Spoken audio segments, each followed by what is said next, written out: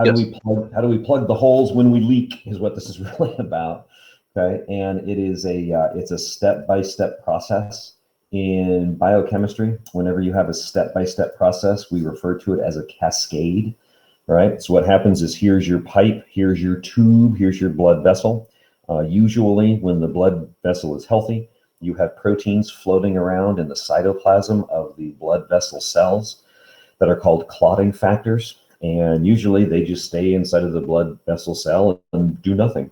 When you have any sort of trauma to the blood vessel, that ruptures the blood vessel and causes the blood vessel cells to then break open, that releases the clotting factor proteins. The clotting factor proteins then bond to the receptor proteins on the outside of platelets and make the platelets that are normally very slippery and slick, make them molecularly sticky. The reason why we want platelets molecularly sticky is then they start to stick, or the fancy word is aggregate. Please don't say stick. The platelets then aggregate at the opening in the blood vessel, and that makes a blood clot. If that's internal, that's a clot. If it's external and the tissue dries, we call it a scab, right? But it is a step-by-step process that the cells, the blood vessel cells, experience trauma, they rupture, they release their clotting factors. That changes the adherence or the stickiness of the platelets, and then that causes the platelets to stick together. Since this is a step-by-step domino process of A stimulates B, stimulates C, stimulates D, we refer to it as a cascade. That cascade is more complicated than just clotting factors. There's other proteins that are involved. There's two layers of clotting factors. The first layer, or the first wave of clotting factors, comes from the damaged blood vessel cells. If that first release is of a high enough concentration, that actually causes the platelets to release their own wave or their own dispersal of clotting factors, which just causes more aggregation. Well, this increased level of clotting factors takes a second protein called prothrombin, which is inactive in your blood all the time, and causes it to molecularly change shape and become thrombin. This is where protein shape is extremely important in biochemistry. If the thrombin levels then reach a certain threshold, a certain concentration, that then stimulates fibrinogen, another protein that floats around inactive in your blood all the time. Thrombin then activates fibrinogen. Fibrinogen, when it's inactive, is a liquid. When that fibrinogen is activated by thrombin, and the fibrin changes shape and becomes a solid. We call it fibrin because it makes a net. This is for a large wound, and then as the cells are leaking out the wound and fibrin forms, it acts just like a net, and the other cells, all cells, red blood cells, white blood cells, run into that net and help clog the wound. Clotting factors. The source can be human, or can be, now from E. coli. This is 25-year-old technology. This is nothing new. So this, again, takes us back to GMOs, that the majority of the clotting factors that are given to hemophiliacs are the product of GMOs. This is also why, though, in the mid-'80s, there was an outbreak of HIV in hemophiliacs. Okay, why would there be an HIV outbreak in hemophiliacs in the 1980s? How would hemophiliacs pick up HIV? From cuts. I understand that. Where do you think hemophiliacs in the 1980s got their clotting factors?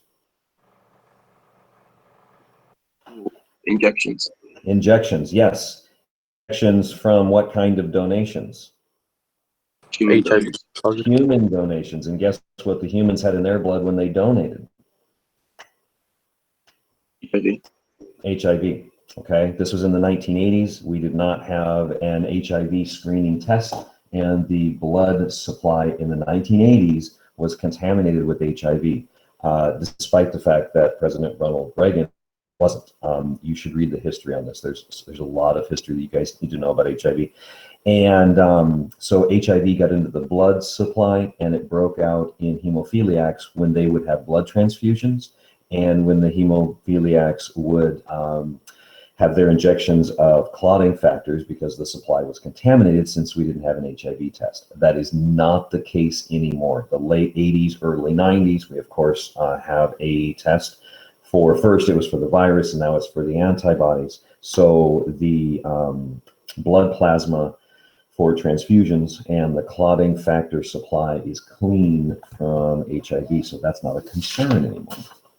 So we need to take that information and we need to tackle this image 4218. Which question is this? This is question 3a.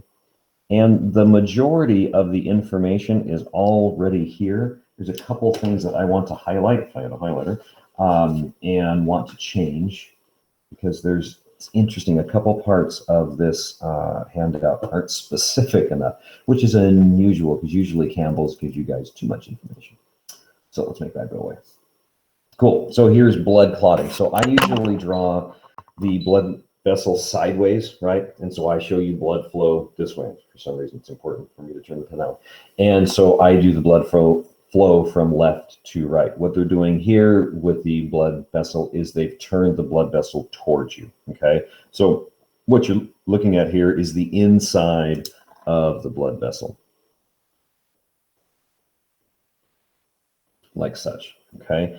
And then there are protein, I don't want to explain that, protein fibers that reinforce the walls of the blood vessel. That's called collagen. And so that's how they're showing you that there's been some trauma that ripped open the blood vessel, right? So then they show you that the platelets release, and I love what they call chemicals. Why use the term chemicals? What do the platelets release that help more platelets aggregate? What should be there? Clotting factors. Totally. I have no idea why they said chemicals. That's ridiculous. Okay. And then it says here, the clotting factors from. So understand that if the trauma is severe enough, the clotting factors don't only come from the blood vessel cells, that the clotting factors also come from the platelets, and then clotting factors also in low concentrations float around in the blood all the time. So this is the cascade that we keep talking about. That's a term that you need to be comfortable with when you get into biochemistry, when it's a step-by-step process. All biochemistry is a story. All right, learn the story, learn the steps, and then they say it's a cascade. It's a fancy word for it. Okay, so here are your sources of the clotting factors, right? Now, this arrow here only happens if you have high levels of clotting factors. I don't want you to think that every time you get a cut, right? You get some paper cut and there's a little blood, right? Or you pull off a hangnail and there's blood and you're like, oh, thrombin and fibrin. And that's a minor cut. It's no big deal, all right? Whereas if you give yourself a pretty good knife cut or take off the end of your finger like I did, you're going to get some real high clotting factor levels, and that then causes the cascade of the prothrombin, which is inactive, floats around in your blood all the time, to the active form of thrombin. When thrombin levels get high, so here's high levels of thrombin, that then converts fibrinogen, the inactive liquid, to convert to the active solid. And we call fibrin because, hey, what do you know? It forms fibers. It's a net, looks like spider webbing, right? And then here they're showing you the red and white blood vessel cells getting trapped in the clot. And when this dries on the surface of your skin, we call that a scab. So IB rarely asks you to draw this diagram, but what they will ask you to do is to create a flow chart of this. It'll be a two-part essay question, and they will say for the first part, create a flow chart of the blood clotting cascade, and the second part is to discuss each step, right? Diagram it and talk about it. But they very rarely ask you to actually draw this. That's extremely rare. Any questions on this before we leave it?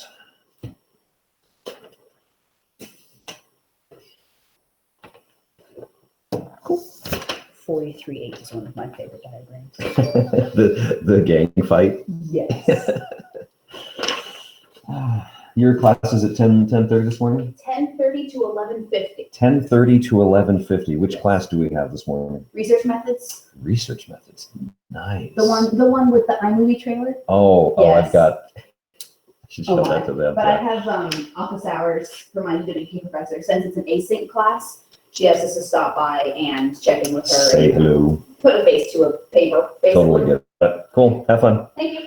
All right, so we need to hit 3B. It says the skin and mucous membranes form a primary defense against pathogens that cause infectious disease.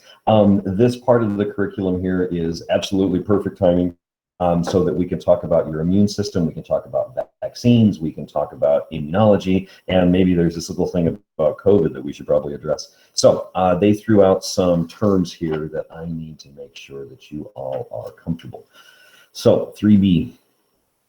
They threw out pathogen, okay? So pathos, this is a Greek god of sorrow, death, and suffering. So not the most popular Greek god in the world, okay? And then to gen, what does the root gen mean? We talk about this is genic and that's genic. What does it mean to genic? Genes. Pardon? Genes. Sure. Okay. Oh, okay. So you're thinking genetic. That's interesting. Okay. I'm referring to the verb form. Sorry. That means to cause. Yeah. To generate. Yeah. I steered you towards the noun. I should have steered you toward the verb. That's my fault. So when you put these together and you say pathogenic, what do you think pathogenic means? To cause death. Sure, causes death or suffering.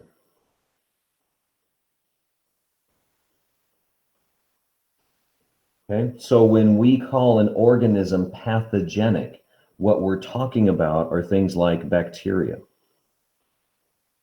fungus, and virus. Now, what's cool is I have to put a little asterisk here on virus. Because as biologists, do we consider viruses to be alive? No. No, okay? So even though we don't consider viruses a life form, we still classify them in a group of organisms called microorganisms, or what some people call microbes. What does the general population call these things? Germs. Germs.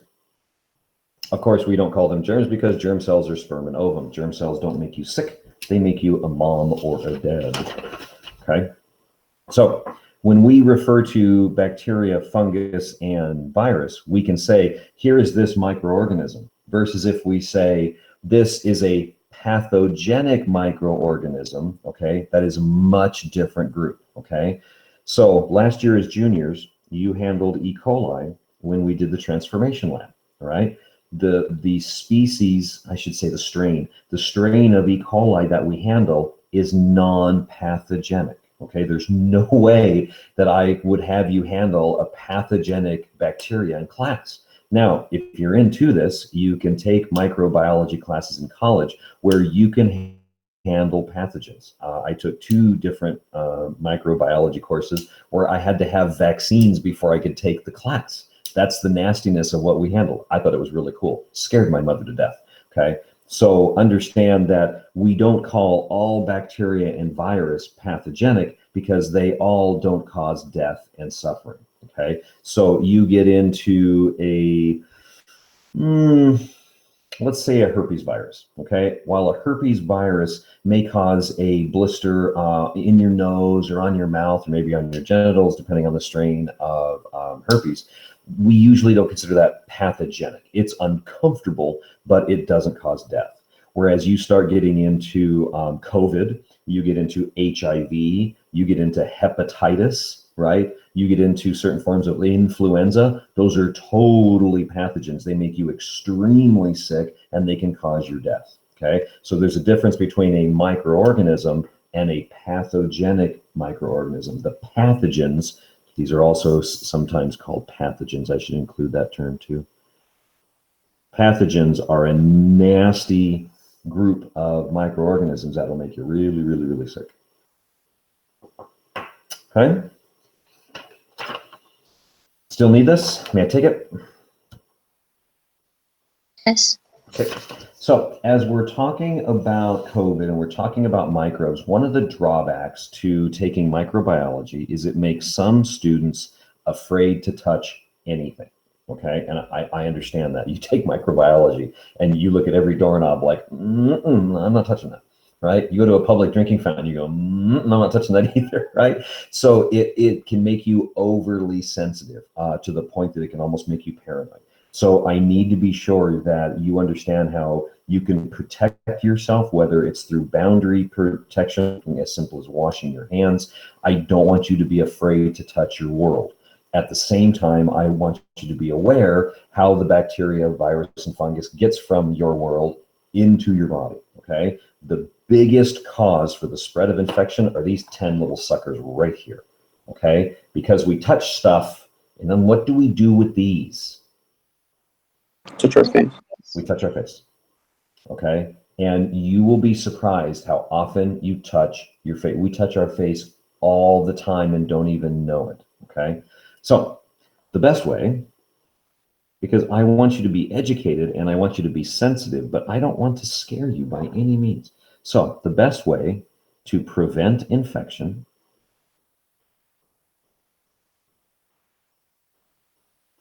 is to prevent pathogens from entering your body.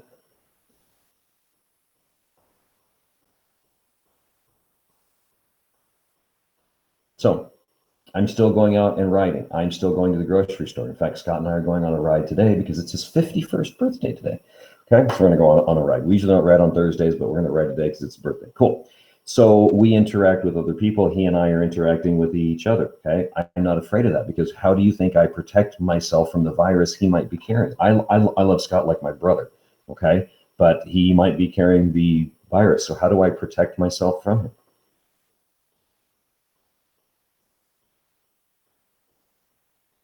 Wear a mask. I wear a mask. It's that simple. Okay. Why? Because I'm preventing the pathogens that he might have. He might be asymptomatic, right? So he might be what's called shedding. He might be shedding virus, right? So I see him, right? I mask up. Simple. Okay. So how do pathogens get into your body? Pathogens get into your body through two things. Holes. Now there's a fancy word for hole, but really your eye socket, your nostril, your mouth, these are holes. In the medical field, they don't refer to it as a hole. They refer to it as an orifice. So plural is orifices. It's a fun word. Or breaks in the skin. Right? Sometimes I might, it's called to abrade the skin, to break the skin. It'll open the skin, and that is now an access point for microbes to get into my body. That's why it's important to cover them with a Band-Aid if you can.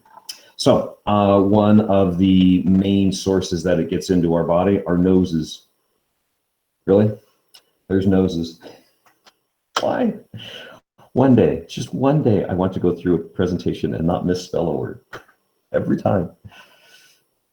There we go. Our nose. Now, inside of our nasal cavity are our sinuses, our trachea, which ultimately leads to our lungs. So when you breathe in, goes through your nose, up into your sinuses, into your trachea, into your lungs. Fine. Okay. So that is one way that microbes that are in the air can get into your body. All right. So the the lining of these tubes into your lungs, it's lined with mucus.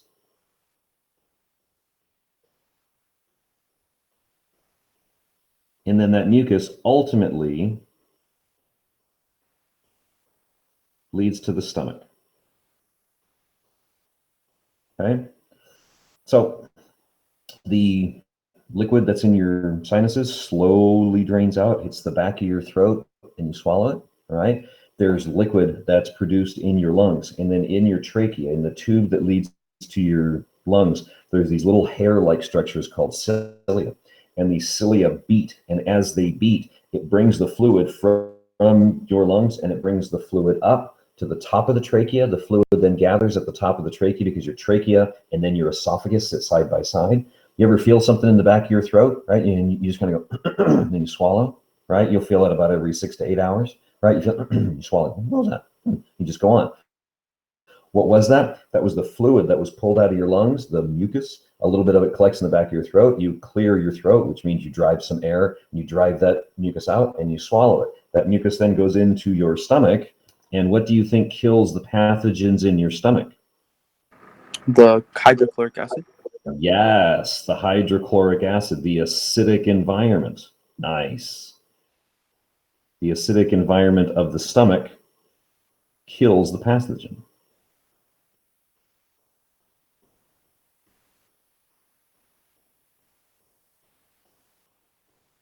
Like such.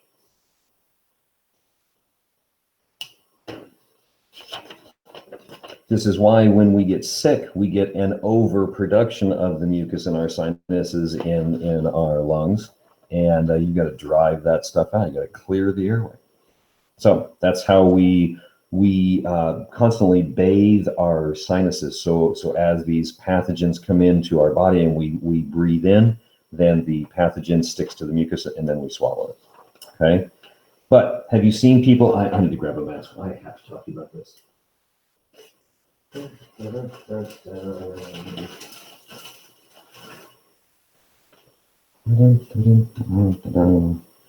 I also love people that say, oh, I can't breathe through a mask. When I wear a mask, I just can't breathe. Really, surgeons do surgery for 10, 12 hours at a time, right? Doctors and nurses will wear a mask their entire shift for their whole career. I think those people are suffocating while they work. All right, you see someone wearing a mask.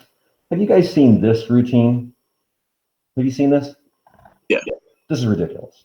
Yes, Okay. it is. You might as well wear nothing, right? Because if there's virus particulate floating here, where's it going to go? No. Right in my nose. Okay. There is no difference between this and this. Okay. You either wear a mask or you don't. Okay. This would be like wearing your underwear, right? Halfway down and going, well, I'm wearing underwear. No, you're not. Okay. So if you guys see somebody wearing a mask down around their nose, now, hey, dude, yeah, cover it up. Okay. Because they are not only wearing a mask to protect themselves from you, why are they also wearing a mask? Protect those around them. Exactly right. Okay.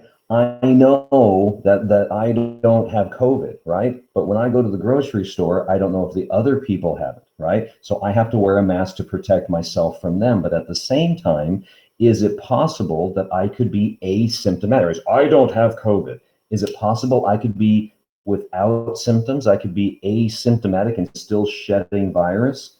It's possible. Okay. So I wear a mask to protect other people as well. It is incredibly selfish biologically to not wear a mask in public, because you are not only, people say, I don't care if I get the virus. Biologically, you're making a really poor choice. Okay, because you could shed the virus and infect someone else. They say, okay, well, I only wear it around old people.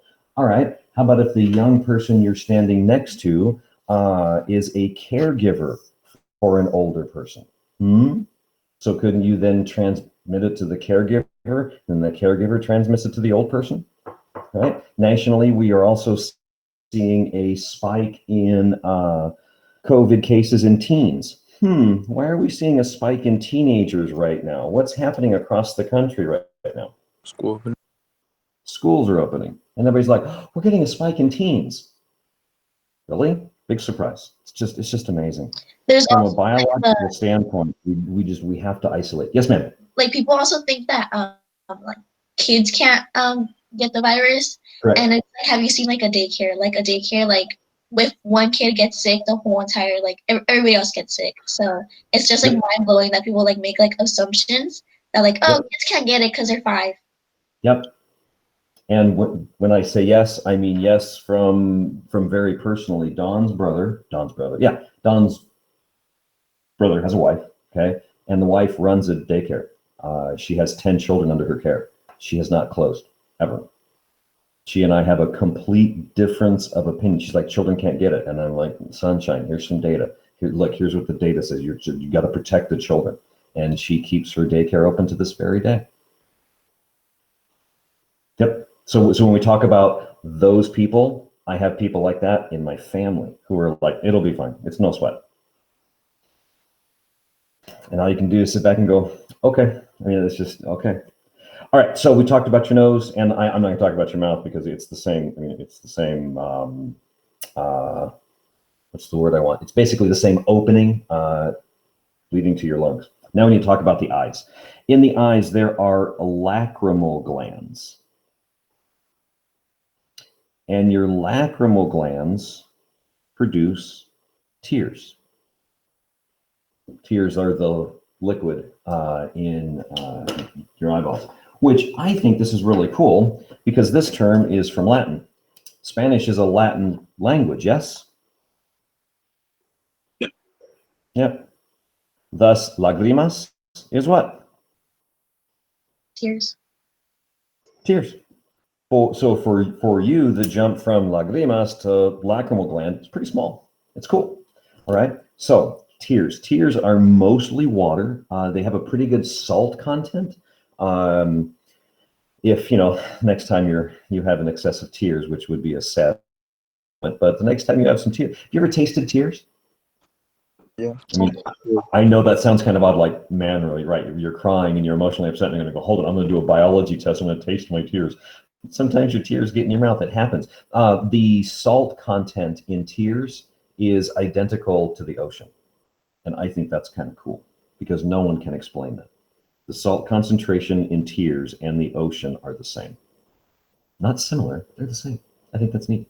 So tears are water and salt, and they contain lysozymes. Now, zyme as in an enzyme, and lyse. What does it mean to lyse? Separate. To cut open. Yep, to separate, to cut, or to digest, because ultimately that's what digestion is you're cutting molecules apart, okay? So these are enzymes that cut. These are enzymes that digest. This is a form of digestive enzymes, and what they do is they destroy, or if you really want to know, they digest bacterial cell walls, right? So as we are walking along and the air is hitting our eyeballs, there's tons of fungus and bacteria that hits our eyeball, okay? You then blink, we'll talk about blinking in just one second, and you mix the particulate that's in the air with this fluid, these tears, and the enzyme in your tears digests the microbes. All right, so let's draw ourselves an eyeball. Is that why we like overproduce tears when there's like an eyelash in our eye? Or... Exactly. It stimulates your lacrimal gland. So you have your iris here. And have you ever noticed in the corner of your eye, like down in here, there's this little yellow pocket? And if you look really closely at that pocket, there's a hole there. And all that really is a drain, okay? And then sitting on the outside of your eyes here, on the top right and top left, right? So basically, what is that on a clock? That would be 10 and 2, right? So at 10 and 2 on your eyes are lacrimal glands, like such. Okay, I'll put the G over here. A lacrimal gland. And what the lacrimal gland does is it releases the tears, which is really water, salt, and lysozymes. Okay. And then when you blink, this is super cool. When you blink, you really don't blink this way. It's really not uniform. What you really do is we blink from the outside in. It's really close, but if you see slow motion photography, right, we actually blink a little bit from the outside in. And so it does this when you blink, like such, okay? And what that does is it drives the fluid across the eye, like such. Washing, or the fancy word is bathing the eye in the lysozyme, okay?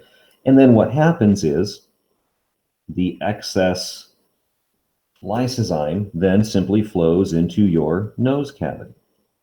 And usually this is a very small quantity of fluid, and so you absorb it into your sinuses, and then actually your kidneys handle the extra liquid, and it's minute, it's no big deal. Except when we are emotionally traumatized. When we are emotionally traumatized, we have a physiological response. I don't know why. The lacrimal glands overproduce lysozyme, and it floods our eyes with tears. We call that crying, okay? Have you ever noticed when you cry, your nose runs? Right? You'll be crying and you're frustrated, and all of a sudden, and you're trying to talk, and you're like, oh, what's the deal? Really? Right? I'm upset, I'm crying, and my nose runs. Really? What's dumping into your nose? Your tears. Have you ever noticed that the mucus that comes out, or the fluid that comes out of your nose when you cry, it's not green, it's not yellow, it's not brown, there's no color to it. It's clear.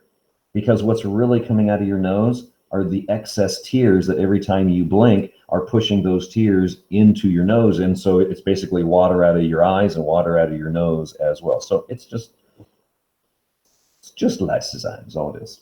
Let's talk. Mr. Manuel, Cry in the first place. Yes. how come like when you're eating something spicy, like your nose gets runny? Yes. Okay. So you eat, and Dawn laughs at me because I love spicy food. Spicy food is absolutely wonderful. But the more spice you eat, your immune system responds to the capsaicin. Capsaicin is the oil that makes food spicy, whether you're talking jalapeno or ghost pepper or whatever those killer peppers are that Thais use in their food. Just delicious, but oh my gosh, they're hot. So that capsaicin, as it's physically burning the inside of your mouth, your immune system interprets that as an attack. Okay, so what your immune system does is it pumps white blood cells to your sinus cavities.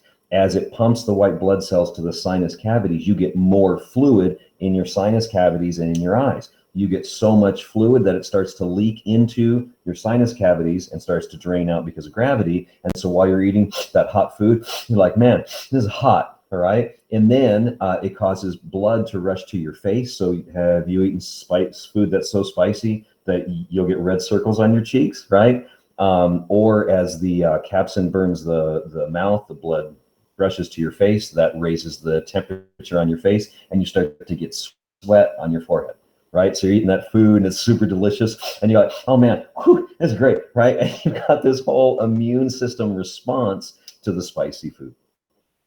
Yeah, spicy food is awesome. Love it. Have you guys eaten very much Thai food? Do you enjoy Thai food at all? Maybe a little. Yes, Yes? I love it. It's awesome. It's awesome. You think you can handle spice until you sit down with some Thai and they go, come here, here's spice. Holy cow, but the flavor is so good. All right, another opening in the body for females is the vagina. The vaginal opening actually opens the abdomen to the outside world, okay? So the original protection are the labia. There are two sets of labia major and labia minor, and they actually act as physical coverings for that muscular tube that is the vagina. And if any of the microbes then are able to get past those muscular sheaths, the lining of the vagina has mucus as well. So there is a mucus lining to the vaginal wall. And also, it is slightly acidic. Not really acidic, but a little bit. I don't want you to think it's anything like, a pH of 2, like the stomach. No, it's a 6, 6.5. Okay, it's slightly acidic. Okay, which is where, as females, you have to be careful. It's not very common in this country, but in Europe, they will buy small squeeze bottles of acetic acid, which is vinegar, and they will if this is the vagina like such, they will insert the nozzle of the squeeze bottle here, and then they will squeeze the acetic acid into the vagina. They then pull the bottle out, and then with gravity, then the fluid comes back out, and that's called douching. Okay, it's a douche, douche. And then to then collect the fluid that comes out, females will then hold a bag vaginally for 3 to 4 to 5 minutes as this fluid comes back out. Thus the term douche bag. That's where that term comes from. It's a real term. And this is, for some reason, much more common in Europe than in this country. I don't know why. But females have to be really careful that they don't overuse a douche, because what the acetic acid does is it removes the mucus lining from the wall of the vagina. Well, as soon as you take the mucus lining away, that exposes the tissue of the vagina directly, which makes it much easier for bacteria and fungus to grow, which then off-gas, and so then there's an unpleasant odor. So then the female thinks, what do I need to do more of? I need to douche more. So then she douches more, and then that removes more of the mucus, and now it's a negative cycle of behavior, when actually, if you use good old soap and water and practice vaginal health, if you have unprotected sex, then you don't have to douche. You should talk to your doctor if you're a female about that. All right, so you don't know what a douchebag is. There you go. You're welcome. So 3C. 3C says, diagram the ingestion of pathogens by phagocytic white blood cells. I love this question. It's just so loaded with vocabulary. Diagram the ingestion of pathogens by phagocytic white blood cells that gives us non-specific immunity to pathogens. And you're like, what are you talking about? All right, let's handle the vocabulary, and then we will go back to, where's the other picture? We will go back to this picture. So this is 3C. And exocytosis. Let's go back to core 2, shall we? When materials come into or out of a cell, we have names for those processes. So exocytosis is when materials do what? Escape the sector. Sure. Yep. They either exit or they leave the cell. All right, so what do we call it when materials come in? Endocytosis, totally agree. So this is simply when materials enter, right, the cell. But when we get endocytosis, it's different depending on whether the material comes in as a liquid or as a solid. Do you remember? There's 2 kinds of endocytosis, and they both start with P. Isn't it Yes, pinal and nice. Pinocytosis and phagocytosis. Okay, so pinocytosis is when a liquid enters, commonly referred to as cell drinking. Phagocytosis, this makes a j sound. It's phagio. Phagocytosis is when a solid enters, and is commonly referred to as cell eating. Okay, so when this term, or when this question drops the term phagocytic,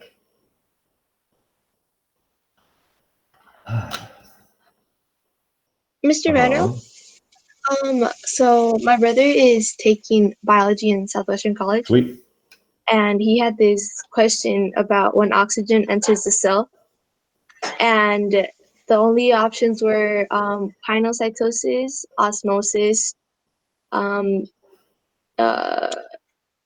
difficult type of diffusion, and And the fourth option was oxygen doesn't enter the cell. And we didn't know which one to pick because um, pino and osmosis are just for water, and then the other type of diffusion is for the big particles. Right. And we don't know what the right answer was. None of those answers are correct. You are exactly right. Pinocytosis is any liquid. Osmosis is specifically water. Facilitated diffusion is only for physically large molecules. And of course, oxygen has to go into the mitochondrion for cellular respiration. None of those answers is correct. Yeah, The answer is just diffusion. yeah, and we didn't know what to pick. I think he ended up picking osmosis, and that was the right answer for some reason. I was like, what? That wasn't the right answer. I know. Wow.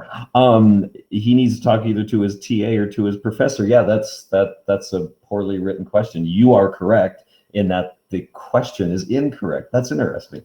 All right, so phagocytic. This is a cell that goes through the process of eating, okay? So this is a cell. Didn't I log out of my email? Obviously not. That eats or consumes other cells. And the first arcade game of all time after pinball is how your immune system works. Can you think of a cell that eats other cells and there's a video game based on that? Pac-Man. Pac-Man. Waka, waka, waka, waka, right? If you've never played the game, you have no idea. That's the sound it makes as it eats. Pac-Man. Your immune system works like that. Your immune system protects you from infection by literally eating what invades you. It's fascinating. It is a gang fight, is what it really is. It's good guys and bad guys. And when the good guys eat the bad guys, you stay healthy. When the bad guys kill the good guys, you are sick. And if all the bad guys die, you die. It's the classic gang fight. It's amazing. Okay. Now, this is the job of white blood cells. These are the cells that when you put them under the microscope out of the blood, these cells are clear. So when the white light comes through, we call them white blood cells. They really aren't white. They're clear, but under the microscope, they look white because of the light. Fine. So we refer to these as leukocytes. Okay. Leuko meaning white. This literally in Latin means white cell. Okay. So this is a white blood cell. You have two kinds of cells in your blood, red and white. Red contains hemoglobin and carries oxygen and carbon dioxide for gas exchange. The white blood cell is the immune system. These are the good guys, okay?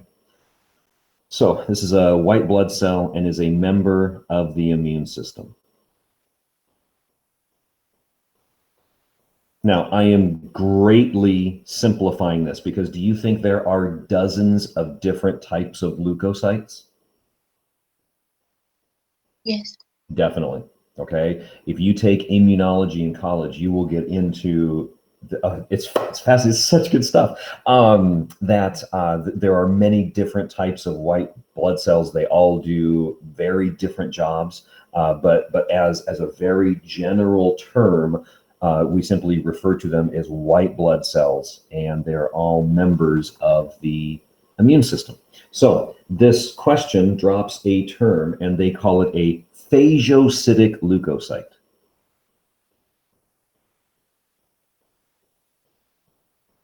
Now, if you drop this term on the average, yes, in class today we discussed phagocytic leukocytes, right? It's vocabulary. It sounds really fancy, right? But what is this? Well, what's a leukocyte? White blood cell. It's a white blood cell, and if it's a leukocyte that is phagocytic, it is a white blood cell that does what? Eats other cells. Eats other cells. Now, considering what we just got done talking about, what kind of cells would we want the leukocytes to eat? Pathogens. Pathogens. Okay, so that's what I'm going to drop here. A phagocytic leukocyte is a white blood cell that consumes the pathogens that enter your body.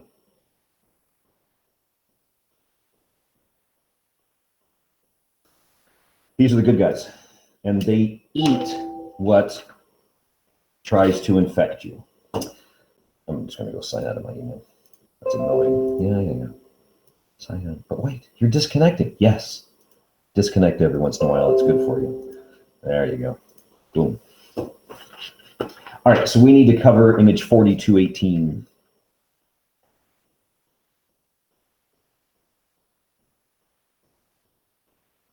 So are you comfortable with phagocytosis? Are you comfortable with phagocytic?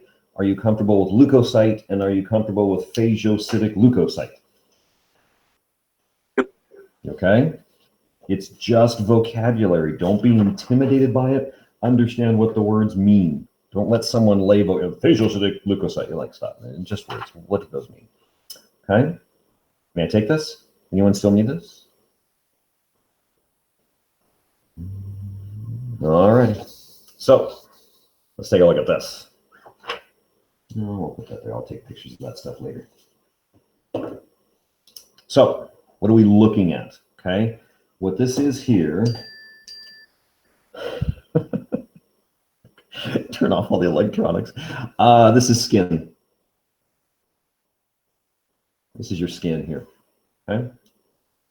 So what they're showing you here in brown is this is some object. Okay, this could be a splinter, this could be a knife, this could be a stick. It's something pointy that breaks through your skin. So since it's brown, I'm going to call it a splinter. Okay, and zoom in on that. Do you see the little green things growing on the surface of the splinter? What do you think those are? Pathogens? Yes, these are pathogens. Nice, great use of the term. These are pathogens, okay? So the surface of the skin, get out of here. The surface of the skin is broken by some object that has pathogens growing on the surface, okay? Now you have here you're gonna work, excellent. You have cells that crawl around your other cells that are basically the whistleblowers of your immune system, all right? And they are called mast cells. Now, do you think IB is going to hold you responsible for a mast cell?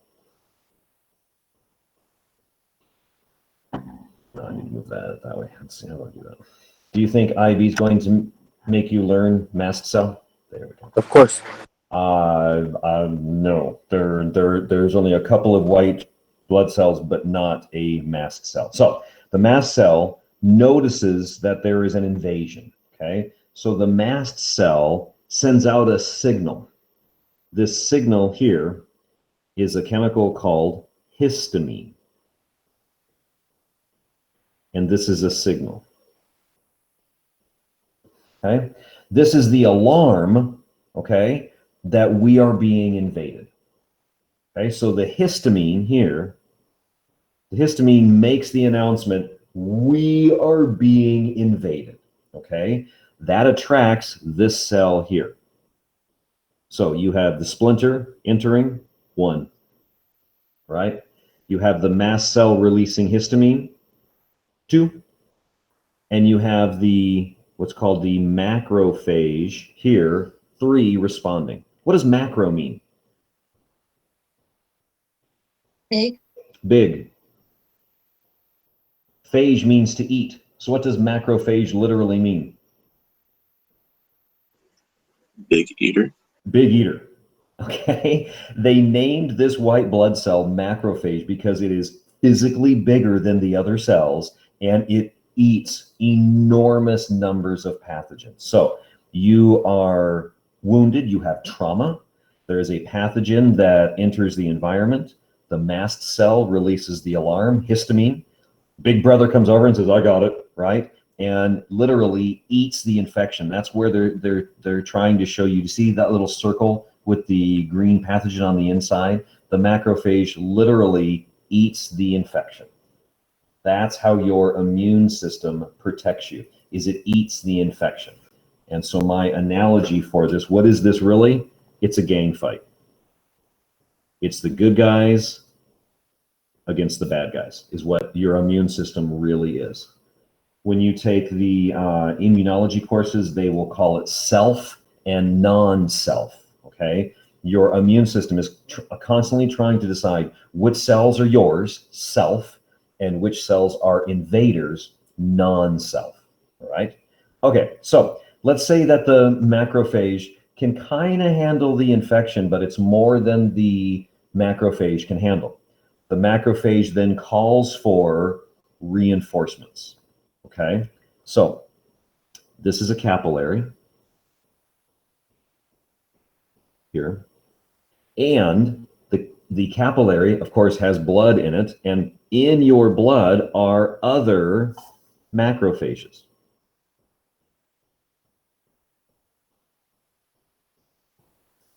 The macrophage, the first one, puts out more histamine, and what is he asking for? Reinforcements. Yes, he's asking for backup. He's asking for reinforcements. Right? So his buddies come in, and his buddies are other macrophages. So what do the macrophages do to the infection? Eat it. They eat it. Thus, these are phagocytic leukocytes. This is the function of a phagocytic leukocyte. Okay. Now, at this point, the wound still has the bacteria in it, so you have a reasonably equal amount of pathogens and white blood cells. Do you see how the area is inflamed? Do you see how they've shown the rise in the skin here? Have you ever noticed around a wound, right? It'll swell, right? The reason why it swells, it becomes inflamed, is because there's fluid and cells charging that area. Why are the cells charging that area? There's a fight going on, okay? So that's why the area becomes inflamed, swollen, okay? Now, if at this point you pick off the scab and you give this a squeeze, what's going to come out? Pus? Pus, exactly. Pus is the mixture of white blood cells and pathogens. Okay. Now, if you've ever had a really good chest infection and you've got the doctor will ask you, or you'll cough, and they'll say, "Do you have a cough?" And you go, "Yeah." And they'll ask you, "Is it productive?" What do you mean? Are you coughing up phlegm? Are you coughing up mucus? And you go, "Yeah." What will the doctor ask you? Have you had this experience? What color is the mucus? Yes. They will ask you what color, and you're like, that's disgusting. Why are you asking me the color? Color in pus or mucus or phlegm means everything. It tells you the stage of the infection, okay? If the mucus or phlegm that's coming out of you is green, that's why the artists that created this, they know what they're doing. There's a reason why they chose green, okay? Because there's a biochemical reaction between the pathogens and your biochemistry, and it makes the pathogens appear green. So if you're producing green phlegm, that means you have an active infection, and there's more pathogens than there are white blood cells. There's more bad guys than good guys, and that's why the mucus is green, okay? So in the beginning of an infection, right, you feel awful, you cough something up, and you look at it, it's green, right? About a week or so later, you cough something up, and what color does it become then?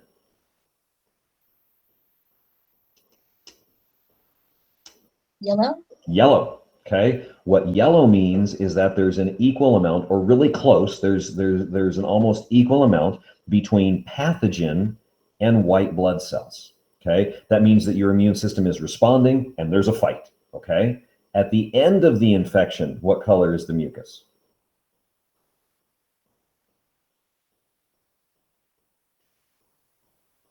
Clear. Yeah, it's clear or it's white. Okay, it's white because of all of the white blood cells. cells. Okay, so that's why when you have a productive cough, the doctors always ask, what color is it? It tells her what stage of the infection you are in. It's a very easy indicator to tell her, are you at the beginning of your infection? Are you in the middle of your infection? Or are you at the end of your infection? But this material here, if it's a wound in the skin, right, and you squeeze this material out, we call it pus, all right? Usually, if the material comes out of your nose or your sinuses, we call it mucus. And if that material comes out of your lungs, we call it phlegm, all right? But from your body's perspective, there's no difference between pus in your skin, mucus in your sinuses, or phlegm in your lungs. It's all good guys versus bad guys. Does that make sense? Yes. Yep. Okay. All right. So then at the end of the infection here, right, you have the end of phagocytosis. Just a, look out. Here and go there. So this is just a ton of phagocytosis, right? As the white blood cells, the macrophages, these are all white blood cells, specifically macrophages, eat the infection. And you see how the wound is still there, but there is less fluid flowing to the wound site, so the surface of the wound site starts to flatten out. This is how your immune system works, whether this happens in your nose, whether this happens in a clogged oil gland in your skin, which is what a pimple is, or whether it is in your lungs with a respiratory infection. It's all the same. It's bad guys, good guys asking for help, and then the good guys showing up and eating the infection. Your immune system protects you by eating the infection. It's awesome. Okay. Now, do any of you have allergies? Yes. Do you ever take an antihistamine? You ever heard of that term? Okay. Why would someone with an allergy, is that my smoke alarm? My smoke alarm chirping, really? Okay, I'll fix that during lunch.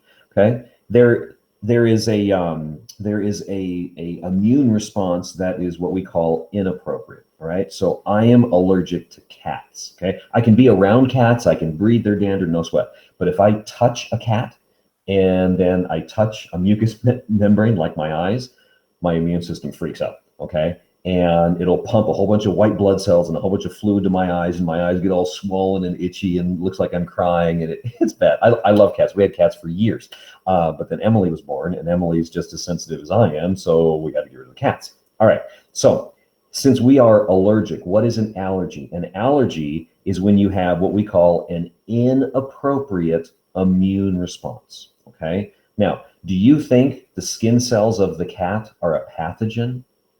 Are they going to cause me death and suffering? No, but it's gonna cause discomfort. Exactly. Okay. So the cat skin cell called dander, that my immune system interprets that cat skin cell as a pathogen. It's not. Okay. So when we have an immune system that isn't appropriate, when we have a response that isn't appropriate, an inappropriate immune response is called an allergy. You can be allergic to food. You can be allergic to animals. You can be allergic to plants. Emily, if she rubs on grass, right, her skin will raise. She's allergic to grass. Fine. Okay. So how do you block that response? You block the histamine. Well, the group of compounds that block histamine is called, it's called what? Antihistamine. Antihistamines. And you now understand how antihistamines work. All right. If I take an antihistamine, when I get exposed to cat dander, right, my immune system releases histamine. But as long as I have antihistamine in my blood, then I won't have an inappropriate immune response, and I will not have an allergic reaction. Okay. Mr. Manner, I just looked at my allergy pills right now, and it says antihistamine. Yep. It is an extraordinarily common class of compounds, materials that are in almost every allergy med. It's simple. Okay. Now, allergies can become dangerous if your allergic response is in your trachea. Okay. Because if you feel on the front of your throat here, this tube in the front, this is your trachea. Okay, this is the tube that leads to your lungs. If you gently feel on it, do you feel the texture of your trachea? To me, it always makes me think of the vacuum hoses. You know, the hose on your vacuum that if you disconnect it, you're supposed to, like, you know, do your curtains and all these other things in your house, which I rarely do, right? But it's that expandable tube. That's what this tube of your trachea always makes me think of. So this tube has rings of cartilage in it to reinforce it. That's the texture that you're feeling. All right. So let's say that I breathe something in and my body has an immune response to it. Okay, but it's an allergy. My immune system will now pump fluid and cells to the lining of my trachea.